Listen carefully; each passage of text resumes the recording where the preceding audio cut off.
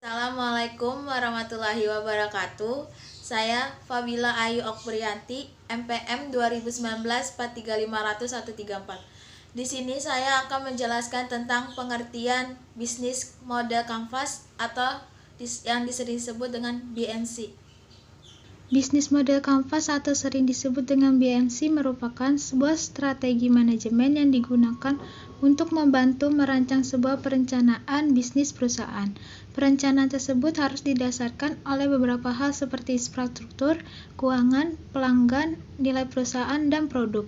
BMC ini sendiri pada awalnya diciptakan oleh Alexander Osterwalder di tahun 2005. BMC ini akan lebih mudah untuk membantu memvisualisasikan ide atau konsep bisnis yang sedang kamu lakukan. Maka kamu akan menggunakan sebuah peta konsep yang berisi 9 kotak di mana setiap kotaknya akan mewakili 9 hal fundamental bisnis. Berikut 9 fundamental bisnis yang digunakan dalam pembuatan bisnis model kanvas. 1. Key partner.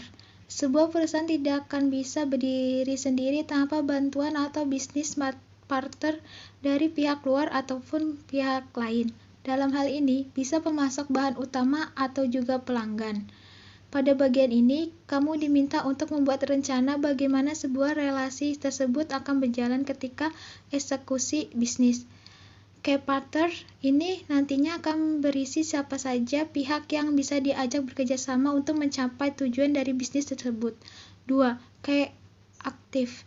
Agar sebuah perusahaan bisa tetap mengembangkan bisnisnya, maka dibutuhkan sebuah aktivitas yang mendukung produk atau jasa yang ditawarkan tersebut bisa tetap bertahan.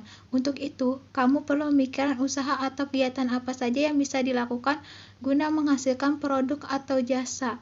Aktivitas ini juga harus fokus untuk menentukan provisi nilai, menjaga hubungan dengan pelanggan, menjangkau segmen pelanggan, dan bisa menghasilkan pendapat. Ketiga, Key resolution. Key resolution ini merupakan sumber daya utama yang digunakan untuk membantu agar model bisnis kamu bisa berjalan dengan baik.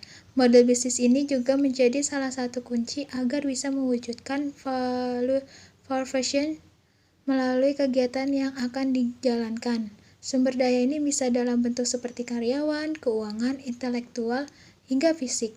4. Value proposition. Bagian ini merupakan inti dari penerapan BMC tersebut. Ketika membuat bisnis model kanvas, bagian ini adalah komponen utama karena tujuannya untuk menentukan bagaimana keberlangsungan bisnis kamu ke depannya. Pada bagian ini, kamu diminta untuk memberi solusi pada masalah yang dihadapi oleh konsumen. 5. Customer relation. Dalam bagian ini adalah bagaimana kamu bisa menjalin hubungan yang baik dengan pelanggan. Tujuannya agar pelanggan tidak berpindah pada bisnis lain yang serupa. 6. Channels.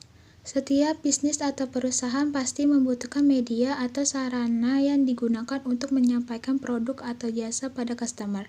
Tujuannya untuk meningkatkan kesadaran dan media sebagai media konvensi penjualan untuk produk atau jasa kamu pada pelanggan. Pemilihan media atau channel tersebut juga harus disesuaikan dengan segmen pelanggan. Channel ini nantinya juga berfungsi untuk membantu pelanggan membeli produk atau jasa hingga menawarkan dukungan setelah pembelian. 7. Customer segments. Ketika kamu mulai menjalankan bisnis, maka hal yang penting adalah menentukan bisnis tersebut akan menyasar pelanggan dengan segmen apa. Dengan kata lain, segmen pelanggan ini merupakan jenis orang-orang yang menjadi target pasar. Untuk menentukan segmen tersebut bisa didasarkan atas jenis kelamin, area geografi, usia, minat, perilaku, dan lainnya. 8. Konstruktur. Ketika menjalankan sebuah usaha, perusahaan perlu untuk mengeluarkan biaya guna menjalankan bisnis tersebut dan mendapatkan keuntungan. Konstruktur ini nantinya akan meliputi biaya yang harus kamu keluarkan ketika bisnis berjalan, misalnya biaya untuk sewa tempat, listrik, internet, dan lainnya. 9.